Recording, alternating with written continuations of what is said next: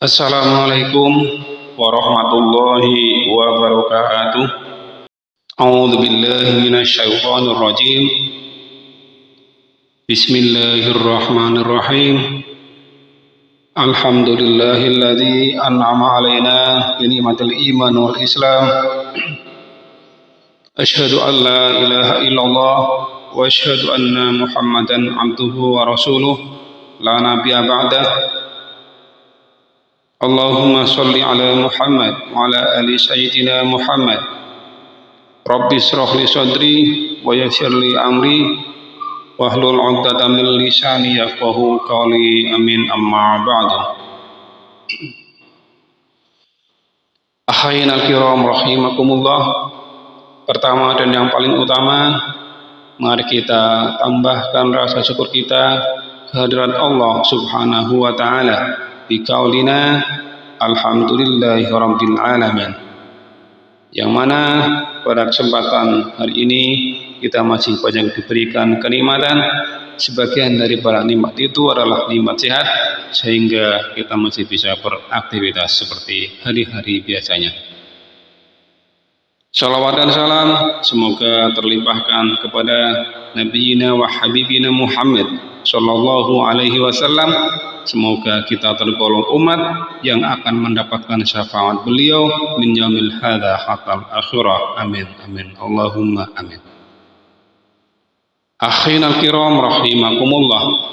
Pada kesempatan kali ini kita akan belajar bersama, akan membahas bersama sebuah materi, yaitu siapakah orang yang lebih berhak kita hormati. Sebagaimana Rasulullah SAW bersabda, "Ja'a rajulun ila Rasulillah SAW faqala, ya Rasulullah, man ahaqqu bi husnin suhbati?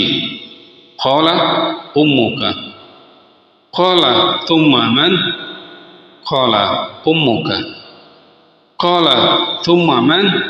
Qala ummuka. Qala thumma man? Qala abuka." Telah datang seorang lelaki menghadap Rasulullah SAW. Lalu dia bertanya, "Ya Rasulullah, siapakah yang lebih berhak saya hormati?" Jawab Rasulullah SAW, "Ibumu." Lalu orang itu bertanya lagi, "Kemudian siapa lagi?" Jawab Rasulullah, "Ibumu." Lalu orang itu bertanya lagi, "Kemudian siapa lagi?" Jawab Rasulullah, "Ibumu." "Kemudian siapa lagi?" Tanya orang itu lagi. Jawab Rasulullah, "Ayahmu." Hadis riwayat Bukhari dari Abu Hurairah. Akhiran kiram rahimakumullah, dari hadis di atas yang telah diriwayatkan oleh Bukhari itu menceritakan bahwasanya ibu adalah orang yang telah mengandung dan melahirkan kita, serta memelihara dan mengasuh kita dengan segala kasih sayangnya tanpa memikirkan dirinya sendiri. Akhirul kiram rahimakumullah, tadi di atas diceritakan bahwa seorang telah datang menghadap Rasulullah dan menanyakan perihal siapakah si orang yang paling utama kita hormati. Kemudian dengan tegasnya Rasulullah menjawab, "Yang pertama adalah ibumu. Kemudian yang kedua adalah ibumu. Lalu yang ketiga adalah ibumu.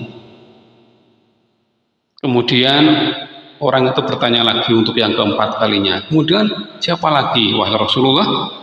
Dijawab oleh Rasulullah, yang keempat adalah ayahmu. Ini artinya bahwa kedudukan seorang ibu di mata kita sebagai seorang anak adalah sungguh sangat luar biasa, dan harus kita hormati 3 kali lebih daripada ayahnya. Kenapa? Sebagaimana yang tadi saya sebutkan bahwa ibu adalah seorang yang telah mengandung kita dan melahirkan kita dengan sepenuh hati, dengan sekuat tenaga, bahkan taruhannya adalah nyawa. Beliau mengasuh kita dengan penuh kasih sayang tanpa memikirkan dirinya sendiri, apalagi memikirkan untung rugi. Itu sama sekali tidak terpikirkan. Maka sudah sepantasnya beliau harus kita hormati dengan penuh khidmat. Begitu pentingnya seorang ibu, sehingga sampai 3 kali Rasulullah menekankan bahwa ibu lebih berhak menerima penghormatan dari anak-anaknya. Ini bukan berarti ayah dan orang tua lain atau saudara-saudara yang lain tidak berhak dihormati. Sama saja. Semua orang tua atau saudara-saudara kita perlu kita hormati, namun ada yang perlu dan sangat diprioritaskan, yaitu ibu. Kemudian baru ayah, dan baru kemudian saudara-saudara kita yang lainnya. Juga begitu penting seorang ibu, sehingga Rasulullah SAW pernah menegaskan dan mengatakan bahwa surga itu adalah berada di bawah telapak kaki ibu. Oleh karena itu kita wajib menghormati dan mencintai serta menyayangi beliau. Bahkan kita harus lebih dan lebih menyayangi beliau daripada orang lain. Sebab kerinduan Allah terletak pada kerinduan kedua orang tua. Sedangkan murka Allah pun juga terletak pada kedua orang tua kita, terutama adalah ibu. Sebab doa ibu sangatlah makbul, sekalipun doa itu merupakan doa yang tidak baik atau kutukan. Oleh karena itu, ibu adalah sebuah keramat bagi kita seorang anak. Kita tidak boleh berlaku sewenang-wenang dan jangan sampai membuat beliau marah. Karena ketika beliau marah kemudian mengucapkan hal-hal yang tidak baik, itu akan bisa terwujud untuk kita semuanya. Kita ingat beberapa kisah yang pernah terjadi akibat durhaka kepada ibu, seperti kisahnya Juraij dan lain-lainnya. Akhirul kiram rahimakumullah, oleh karena itu mari kita bersama-sama untuk menghormati, menghargai beliau, menyayangi ibu kita. Apabila masih hidup, mari kita bersama-sama untuk berbakti kepadanya. Apabila sudah meninggal, maka berbaktilah kepada beliau dengan cara berbuat baik, mendoakan beliau sampai akhir hayat kita.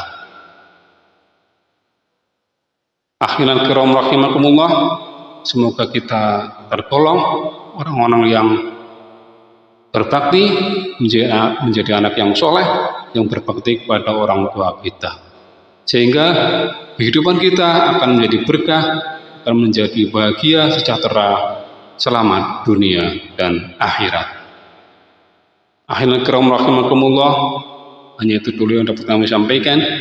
Kurang lebihnya mohon maaf. Wabillahi taufiq wal hidayah. Wassalamualaikum warahmatullahi wabarakatuh.